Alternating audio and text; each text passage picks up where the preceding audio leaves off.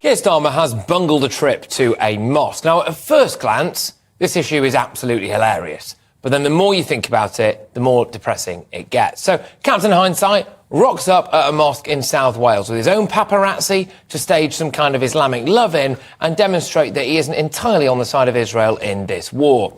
He's obviously expecting to be greeted with open arms, to get a load of smiley shots, and to help hoover up the 3 and a bit million votes that the Muslim population of Britain has to offer.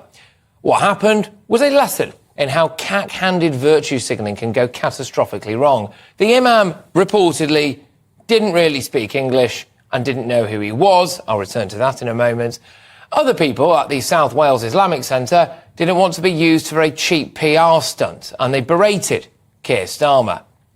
Then Keir Starmer's not-so-slick PR machine put out this tweet, which you will see on your screens now if you're watching us on TV or online, saying the Labour leader echoed calls for hostages to be released, for humanitarian aid to get to Gaza, for Israel to keep electricity and water flowing into the area, as well as his push for a two-state solution. But this was greeted with fury by elements of the Islamic community. This prompted the imam to receive loads of angry phone calls, according to reports. He then literally broke down in tears, started bawling his eyes out. OK. And the Muslim Council of Wales felt the need to issue this statement, slamming Starmer, claiming that they were dismayed by him, that he'd essentially misled an imam and misrepresented their conversations entirely. And now Sir Keir is urgently meeting with a load of Labour Muslim MPs because loads and loads of councillors are resigning right across the UK. And the party is being ripped apart. Now, that stuff I find absolutely hilarious. It's a completely self-inflicted crisis that has blown up way bigger than anyone could have expected. But scratch the surface, and actually it exposes some massive problems in society.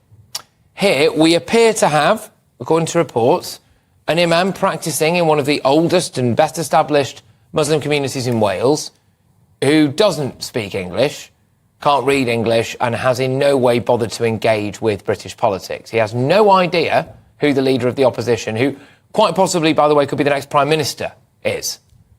That speaks volumes, doesn't it? But here's the other big issue. I'm not known for giving Keir Starmer an easy ride, but he has actually been pretty neutral on the Israel-Gaza-Hamas situation. He's condemned Hamas, a terrorist organisation. He's called for restraint from Israel. OK. He's called for humanitarian aid to continue to go to Gaza. Fine. And he's called for Israel to keep providing electricity and water. He has actually been really quite reasonable in all of this. He's walked the line on this quite well. The one thing that he hasn't done is call for an immediate ceasefire, and that's absolutely fair enough. And yet that is not enough for clearly, elements of the Islamic community in Wales, and dare I suggest elsewhere as well. Do you think maybe that might be a little problem?